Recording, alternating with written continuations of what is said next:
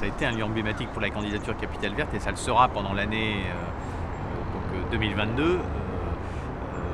D'abord parce qu'on est là dans ce mélange en fait, pour Grenoble de notre environnement montagnard qui vient plonger dans la ville. On est là, c'est la pointe sud de la Chartreuse. Il y a toute l'histoire de Grenoble sur la Bastille. On arrive à Grenoble par la montagne. Alors on est arrivé à Grenoble, Lesdiguières, il vient bombarder, il prend la ville depuis la Bastille.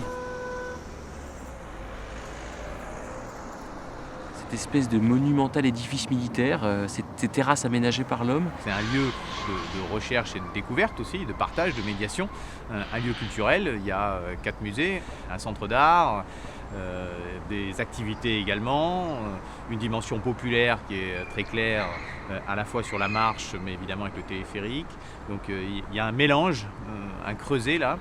Vous voyez les différentes vagues de population qui, au fur et à mesure de la journée, ceux qui viennent courir le matin, ceux qui font la balade de 10 heures parce qu'ils ont pris une journée ou parce qu'ils sont retraités, ceux qui viennent après avec les enfants le mercredi après-midi. Donc il y a une vie permanente et puis la vie nocturne qui est quand même riche aussi parce que quand on est jeune, c'est quand même un lieu de liberté et de fête qui est important.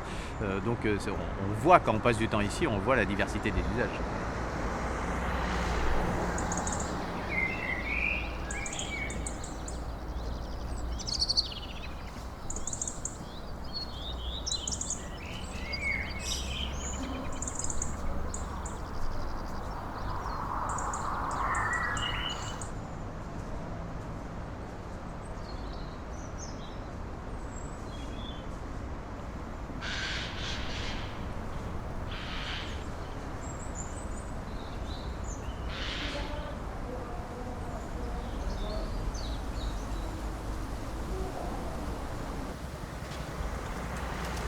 Il y a à la fois cette question d'entretenir cette biodiversité, on a plus de 500 espèces, là on est un peu la pointe nord du système provençal, donc il y a des caractéristiques un peu mélangées. La question aussi de la réappropriation de certains usages, des vignes sur le sommet, donc de façon pensée et intégrée dans la biodiversité, donc c'est aussi des enjeux assez forts pour nous.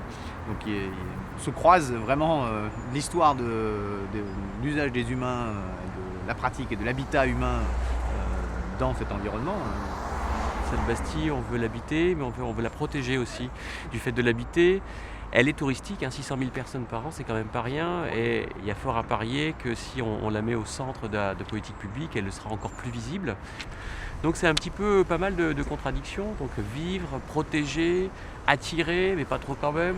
Le rapport entre préserver et venir s'émerveiller, qui a aussi un intérêt, d'abord pour nos yeux et notre âme, mais aussi pour peut-être comment on agit après une fois qu'on est redescendu. C'est des questions qui sont insolubles en fait. On a toute l'histoire de Grenoble dans un tout petit espace, mais c'est pas nécessairement clairement évident. Il n'y a pas de récit de storytelling qui, de manière apaisée, explique que la Bastille c'est tout ça en fait.